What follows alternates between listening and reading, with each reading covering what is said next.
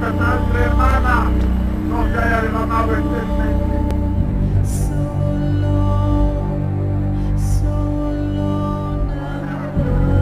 Una amenaza latente, un miedo, tal vez, es de los francotiradores que apunten hacia la luz.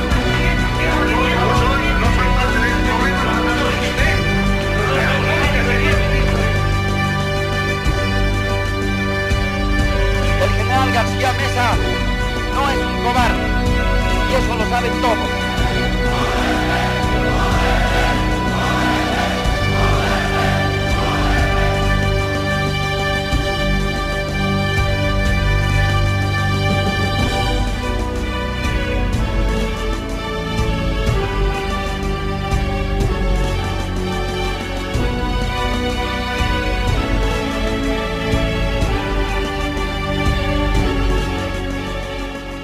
En 1986, 4 años después de la reconquista de la democracia, se produce en el país un momento dramático.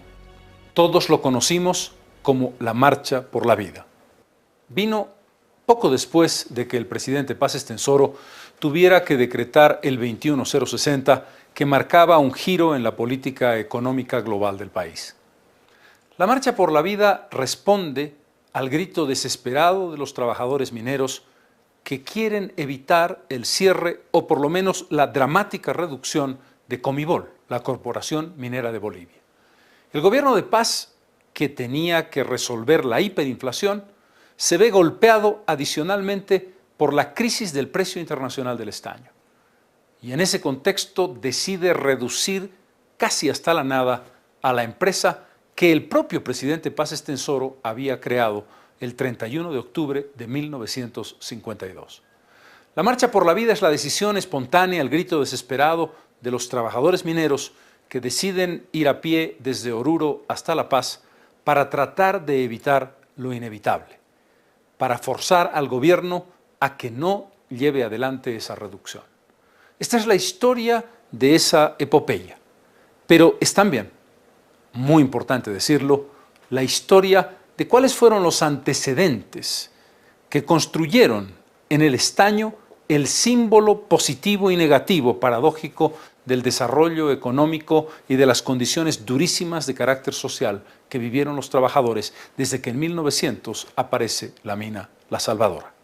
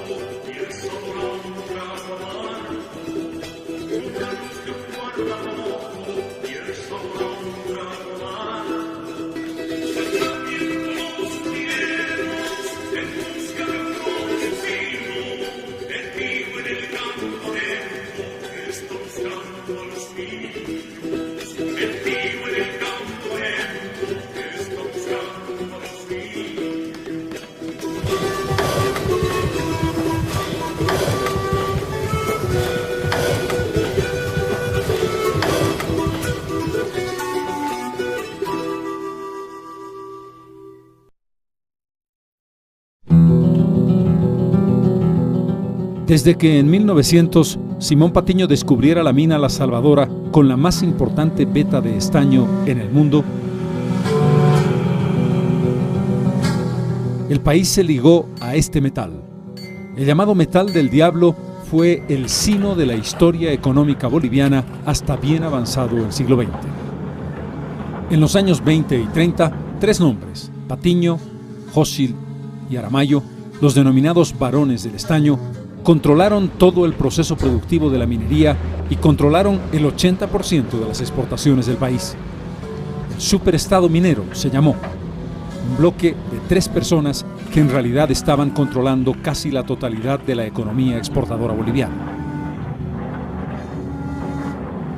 El movimiento nacionalista revolucionario, que triunfa finalmente en la Revolución de 1952, culminará con un largo camino de partidos marxistas, nacionalistas y aún fascistas que buscaban la nacionalización de los minerales como uno de los grandes logros históricos que Bolivia tenía que conseguir. Cuando el 15 de abril de 1952 Paz Estenssoro asume la presidencia de la República, una de sus tareas será sin duda estudiar la nacionalización de las minas, un proceso que va desde abril de ese año hasta el 31 de octubre de 1952. La medida de entonces, la nacionalización de las minas, se consideró la más importante de todas las que asumía el Estado boliviano. La historia definiría otros derroteros y mostró, por ejemplo, que la reforma agraria fue sin duda la medida fundamental de la Revolución del 52. Pero ¿quién podría olvidar ese momento histórico en el que Paz Estenssoro y Juan Lechín firman la nacionalización y establecen la propiedad minera para el Estado?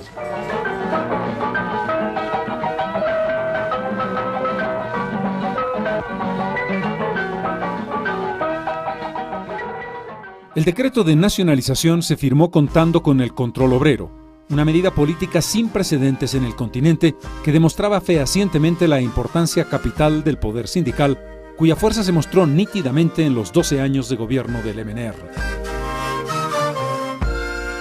La nacionalización revertía al Estado todos los bienes, yacimientos e instalaciones de las tres grandes empresas, Patiño, Hochschild y Aramayo. Para la administración de las minas se creó la Corporación Minera de Bolivia, Comibol, que comenzó su gestión con graves desventajas, escaso capital de operación y sobre todo maquinaria ya obsoleta y muchas vetas en franco descenso de producción o simplemente agotadas. La consecuencia lógica fue un altísimo costo de producción que hacía poco competitiva la exportación estañífera de Bolivia. Simultáneamente, los precios bajaron considerablemente en la primera mitad de los años 50, lo que determinó una gran disminución de la producción que descendió de 26.000 toneladas a menos de 23.000 en 1956. Hasta el año 64, la producción pasó de 32.000 a 24.000.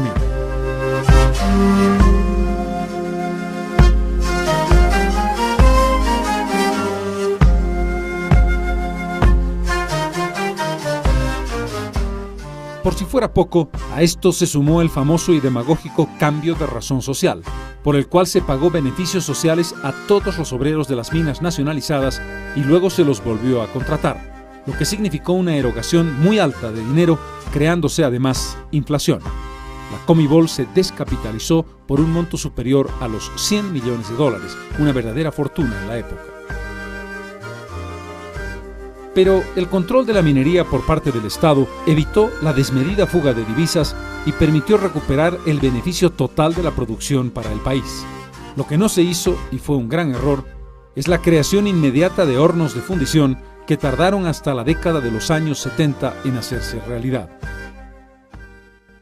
Fueron años complejos porque había inexperiencia administrativa por una parte y forzosa aquiescencia a las presiones sindicales por la otra, que determinaron un alto nivel de burocratización, un incremento excesivo de trabajadores y funcionarios, especialmente en Exterior Mina.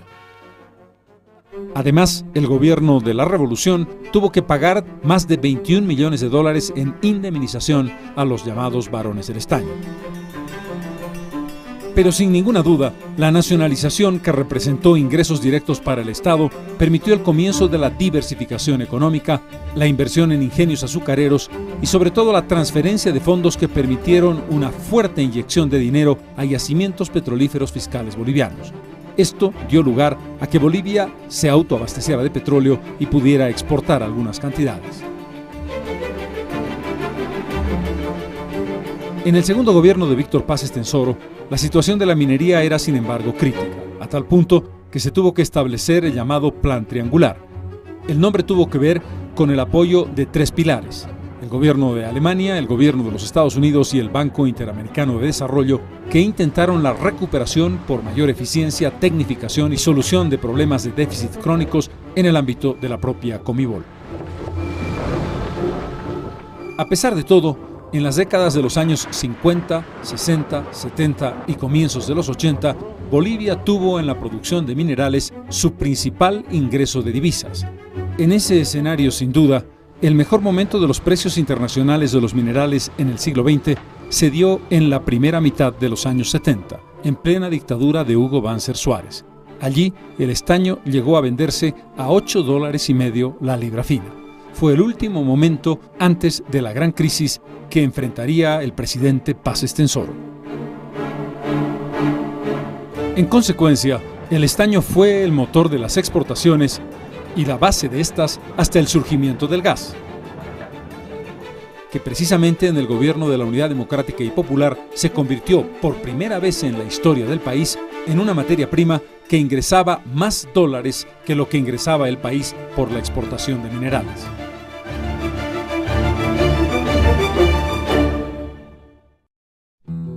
La crisis del estaño se veía venir no porque los precios estuvieran comenzando a bajar, sino porque el costo de producción se había hecho insostenible.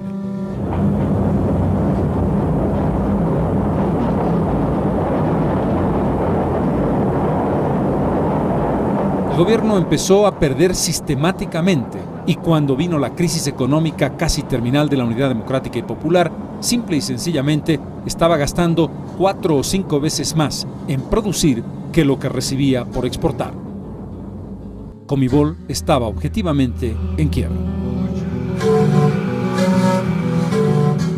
Es un lugar común afirmar que el 21060 fue el que motivó el despido masivo en Comibol. No es cierto. El decreto que vino después de la famosa frase del presidente Paz Estenssoro, Bolivia se nos muere, hablaba de una descentralización de Comibol. Lo que ocurrió es que 2 meses después del decreto, en octubre de 1985, los precios internacionales del estaño se desplomaron a tal punto de que carecían de cotización en el mercado internacional de metales de Londres.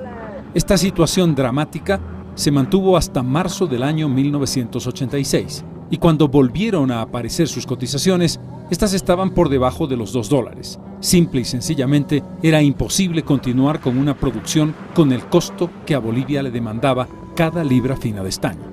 Fue en consecuencia la caída del mercado internacional del estaño la que obligó a Paz Estenssoro al famoso tema de la relocalización. Y una de las caracterizaciones evidentes, reales de ese momento, estaba precisamente en Comibol, donde la empresa estatal minera había generado un déficit únicamente en los años 84 y 85 de $650 millones.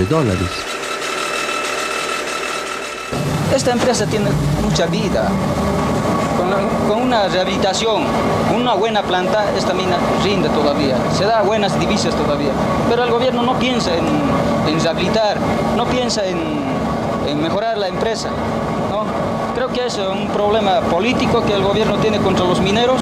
A ellos no les interesa que el estaño que producimos con un costo promedio de $10 la libra fina se vende en el mercado internacional a $2.48. No se preguntan ni está en sus cálculos quién paga la diferencia. Por eso salimos a la lucha las mujeres mineras y siempre hemos salido y ahora más que nunca, compañeros, ya hemos dicho, morir antes de pie que morir de hambre, compañeras, tenemos que combatir, ahora o nunca, compañeras. En un periodo muy corto, de los 27.000 trabajadores que tenía la empresa, se disminuyeron 20.000. Un despido masivo, brutal, el mayor, más importante y con mayores consecuencias sociales que se haya producido en la historia de las empresas públicas bolivianas. Es el momento más dramático y de inflexión no solamente para la economía del país, sino también para el destino del movimiento social y sindical bolivianos.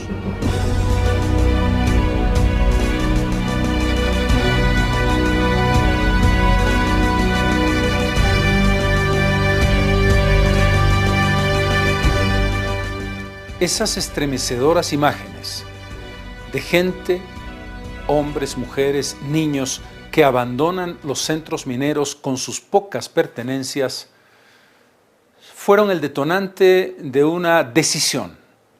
Los trabajadores, las amas de casa mineras, el conjunto de la estructura sindical, la Federación Sindical de Trabajadores Mineros, todos toman la decisión de resistir. No se puede aceptar en silencio lo que el gobierno inevitablemente tiene que hacer. Este es un juego de suma cero.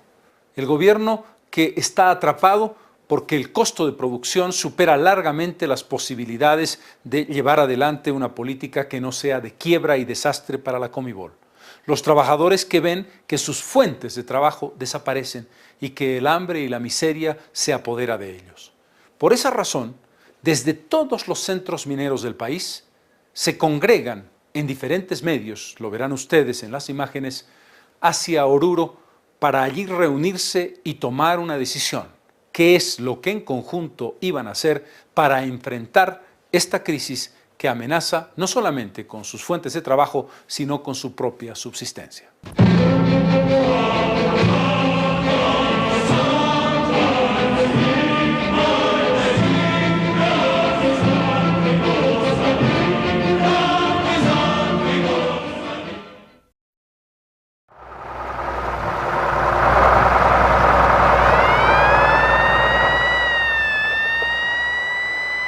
Esta es la historia de siempre.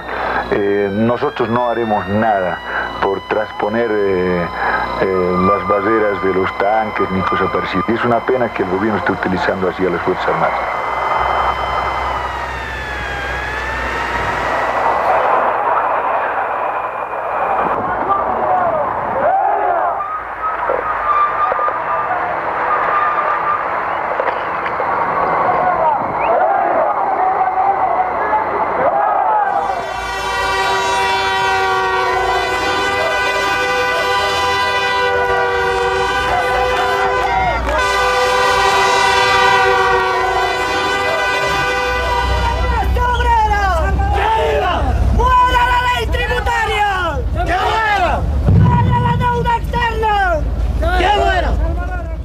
Hay un ampliado en la noche en la ciudad de Oruro, después de una gigantesca manifestación en esa ciudad que en realidad es un gran distrito minero, y se resuelve casi espontáneamente porque el minero es creativo, es tremendamente lúcido e imaginativo. Se resuelve en la noche iniciar la marcha a la paz de todos los trabajadores.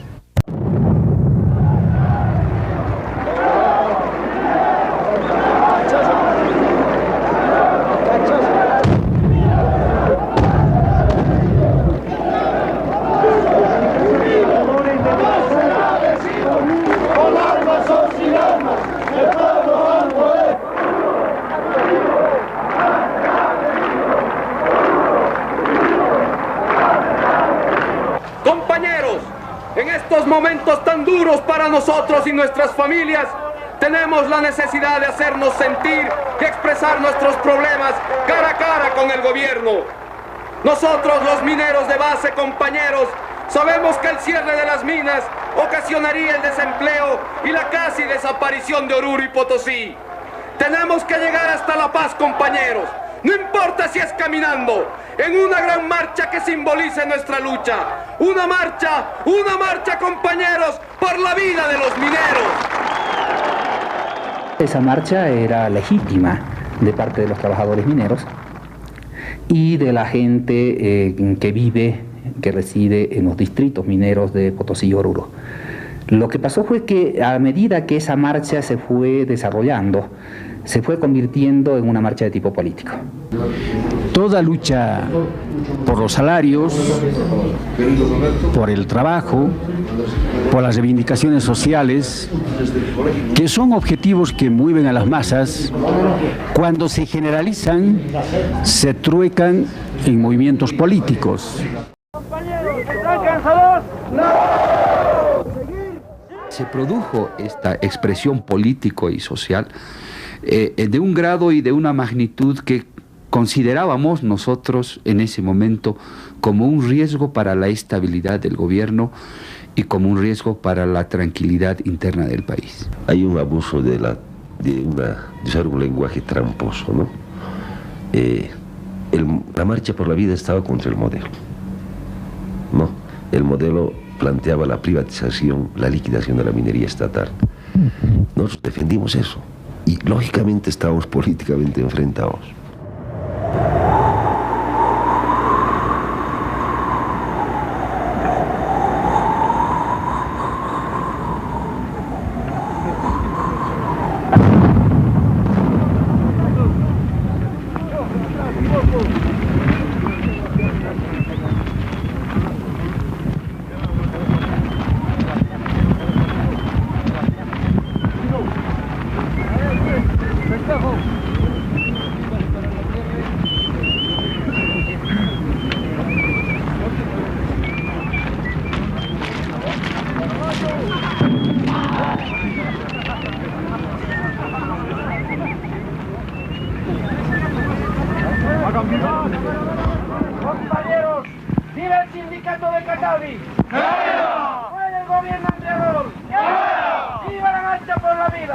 ¡Viva! ¡Viva el Salvador de Baruri! ¡Viva! ¡Muere el Fondo Monetario Internacional! ¡Viva!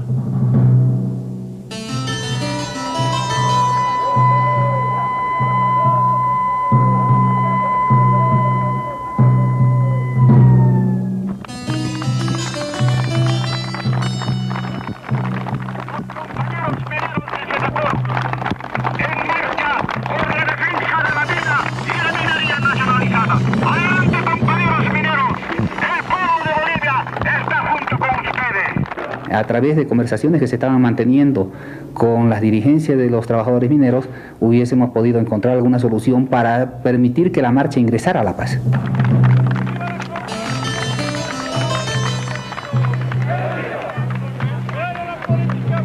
Hubo una intención del gobierno fundamental de llegar a un acuerdo mediante el diálogo. Es más, durante toda la marcha se permaneció o se sostuvo permanente diálogo.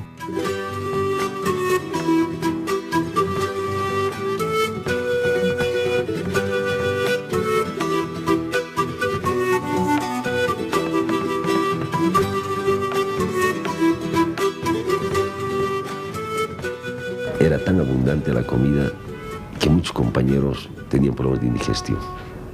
O sea, es una marcha de una extrema solidaridad de los compañeros campesinos que nos permitieron así llegar en horas de la tarde, después de 6 días, a Calamarca.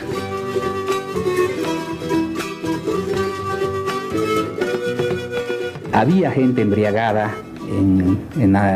entre los dirigentes, los marchistas, porque se había llegado al extremo de llevarles bebidas alcohólicas para que ellos pudieran consumirla. Ahora la marcha, mira, es bastante sacrificada, es bastante triste y lamentablemente el gobierno no se hace doler el corazón. ¿Cómo es posible que a los obreros les ha de quitar sus fuentes de trabajo? Este gobierno está vendido completamente al Fondo Monetario Internacional y por lo tanto a él le interesa muy poco. Yo considero que una democracia sin métodos, sin armas de defensa, es una democracia desválida.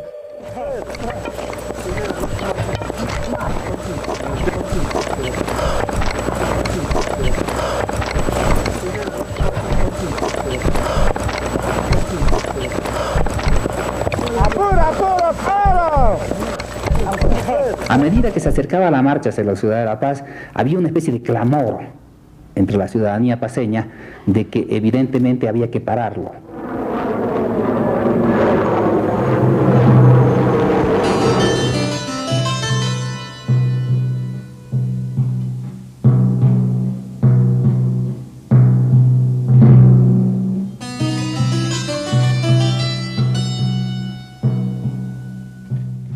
Todo el mundo se levantó a las 4 de la mañana. Cuando estamos reuniéndonos para comenzar la marcha, se prenden los focos de los carros de asalto del ejército, súbitamente, y nos damos cuenta que estamos rodeados por las tropas del ejército.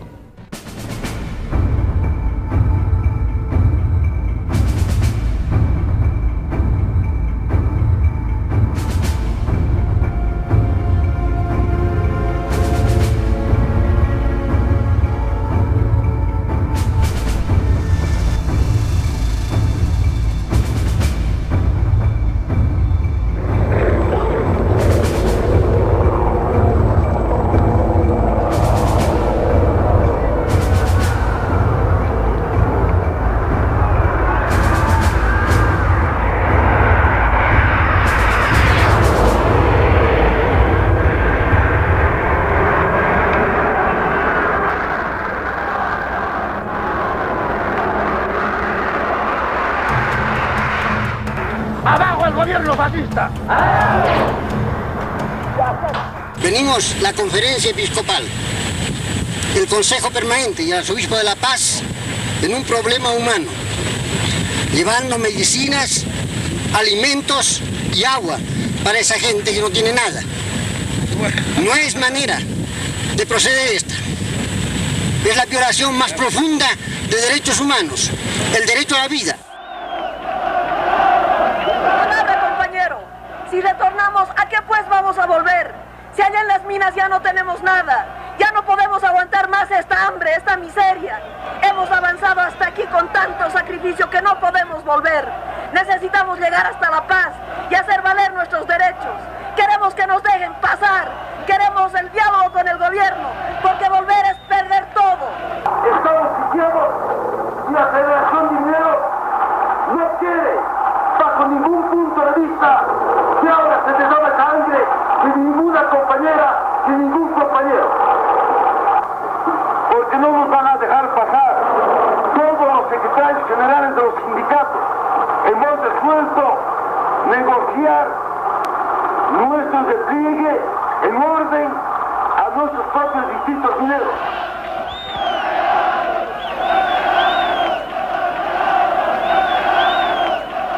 Aquí en Calamarca hemos sido rodeados por las Fuerzas Armadas, las fuerzas de la policía y el aparato civil represivo del Ministerio del Interior.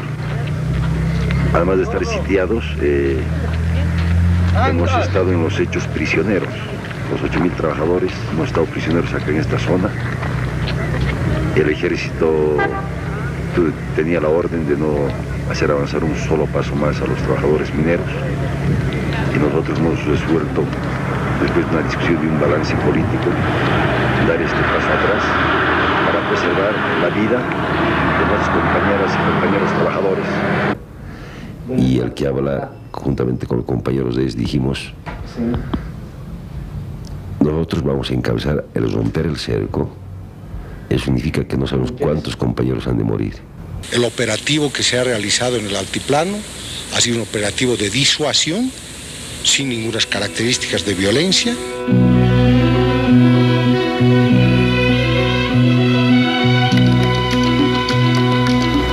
Con la frente en alto le decimos a este gobierno moviadenista, tal vez con sus fuerzas podrá echar a miles de trabajadores de las minas, pero al hacerlo estará echando semillas de revolucionarios en este país, quienes germinarán también a muchos revolucionarios para liberar definitivamente a Bolivia.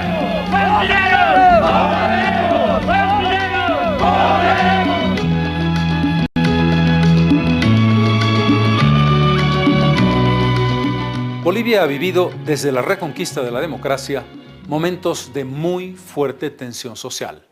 El punto más dramático, octubre del año 2003, casi 70 muertos. Pero el 29 de agosto de 1986, en Calamarca, cuando una gran parte del ejército y miles de mineros estaban enfrentados, se pudo, con una sola chispa, con una sola decisión equivocada, haber producido un verdadero baño de sangre. Allí, hay que reconocerlo, tanto los dirigentes mineros, estaban Filemón Escobar, estaba Simón Reyes, y el gobierno del presidente Paz Estenssoro actuaron con serenidad. Se podrá juzgar de cualquier modo a los dirigentes, se podrá opinar cualquier cosa sobre si era pertinente o no el negociar y volver a las minas.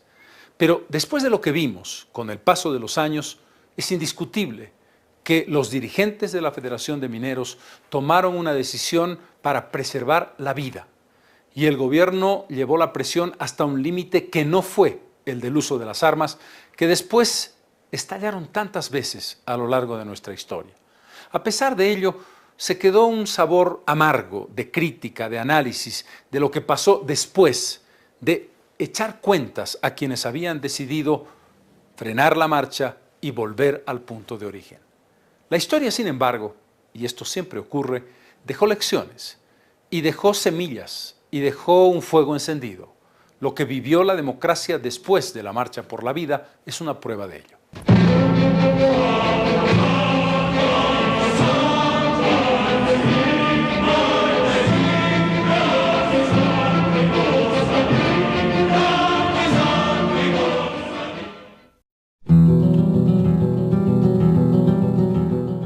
Una gran amargura había quedado en los mineros que no pudieron llegar a la paz y tuvieron que volver a las minas.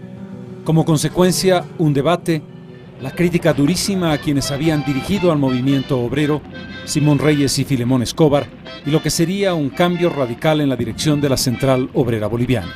Pero tendrían que pasar 2 décadas antes de la recuperación del movimiento popular. Yo creo que hay fuimos muy responsables con la sociedad civil, muy responsables con los compañeros mineros, porque nosotros obligamos a los trabajadores mineros, como dirigentes, a replegarnos, evitándoles romper el cerco para no tener cientos de mineros muertos sin ninguna perspectiva mañana. El movimiento de la Marcha por la Vida se agota porque no logra ser nacional, no logra generalizarse y no puede vencer la resistencia armada que le opone el gobierno, la represión, porque coloca pues a los del ejército en el camino para que impidan que lleguen a la paz. Y eso no pueden vencer, porque en la paz no están, los obreros no están en la calle. Ha fallado ya, pues en esa época, la dirección de la Central Obrera Boliviana. Ellos se han agotado, no han podido convulsionar a todo el país, no han podido generalizar esa lucha. Que no tienen otro medio que recurrir a la represión de los trabajadores y del pueblo boliviano para llevar adelante sus medidas. Durante toda la marcha no se disparó un tiro de parte del ejército y los tanques y tanquetas estuvieron simplemente precautelando a la marcha. En otras palabras, desde el punto de vista disuasivo, la acción de las Fuerzas Armadas y del gobierno fue un éxito, porque no se disparó un tiro, no hubo ni un herido, no hubo ni un muerto, y por el contrario, la marcha volvió, se la disolvió y los mineros retornaron a sus lugares de donde habían venido. Yo creo que son situaciones de direcciones, puesto que las masas estaban en ascenso, las masas estaban decididas a asumir cualquier situación.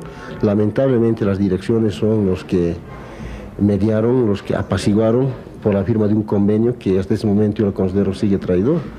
Y en ese momento, si las cosas hubieran sido adversas, si el momento adverso hubiera enfrentado al ejército, tal vez pudiera ser otra cosa. Pero lamentablemente hay muchos argumentos que ponen quienes han firmado el convenio, pero nosotros como trabajadores de base estábamos decididos que pasen por nuestros cuerpos. Y más que todas las compañías amas de casa, quienes son las que han frenado en el camino el ingreso al cerco más pequeño, por decir, del ejército represor.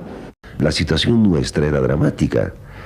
Ellos esperaban la orden de sus dirigentes para romper el cerco. Nosotros ordenábamos romper el cerco, es probable que hubiéramos roto el cerco, no sabemos cuántos compañeros hubieran caído muertos.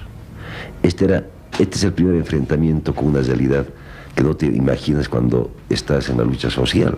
Hay un momento en que en tus manos está la vida de la gente. Y eso fue el drama que nosotros vivimos. Y cuando tomamos la decisión de ordenar ese pliegue, no es que la gente nos aplaudió. La gente nos escupió en la cara, nos intentaron colgarnos los compañeros mineros y nos dijeron: ustedes nos están traicionando, nosotros queremos aquí pelear, ¿y por qué no nos dejan pelear? La suma total fue 23.000 mineros delocalizados. Eso ya para la historia del movimiento social, ¿acaso era preferible el enfrentamiento militar?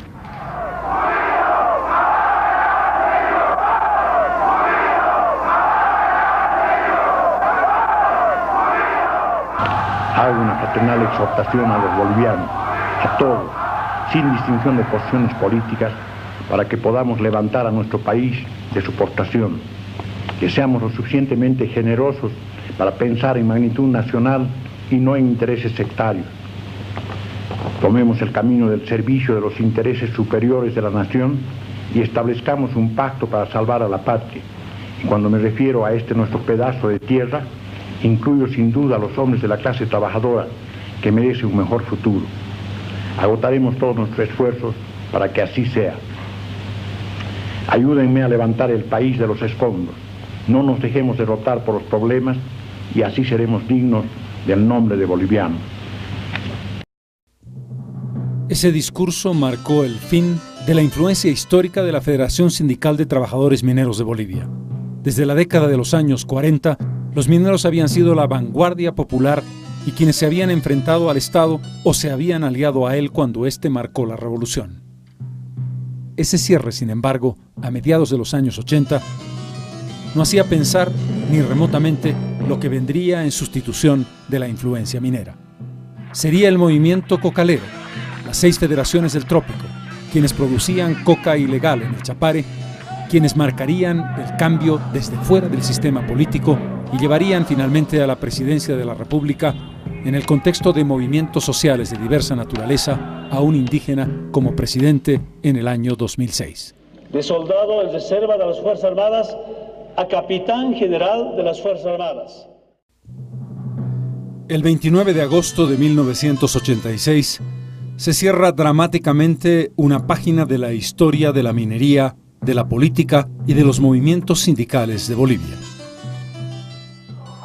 El ferrocarril que traslada a los trabajadores de vuelta a los centros mineros es el referente de un tiempo que va a terminar, pero será solo un paréntesis.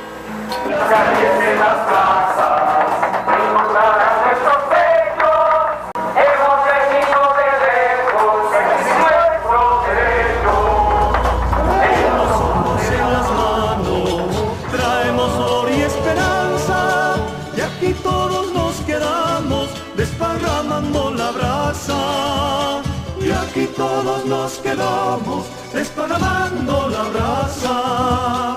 Ahora me voy. ¡Muera la ley tributaria! Todos juntos, compañeros, los mineros volveremos. Todos juntos, compañeros, los mineros volveremos. No volverán a sangrar las calles del campamento, ni se escucharán lamentos en las noches de San Juan. Y si nos quitan el pan a fuerza de dictaduras, nuestra lucha será dura por pan y por libertad. En las calles, en las plazas, encontrar nuestros pechos. Hemos venido de lejos a exigir nuestros derechos. Hemos venido de lejos a exigir nuestros derechos. En los ojos, en las manos, traemos dolor y esperanza. Y aquí todos nos quedamos desparramando la brasa. Y aquí todos nos quedamos desparramando la brasa. Ahora me voy y en mi pecho nace un grito. Todos juntos, compañeros,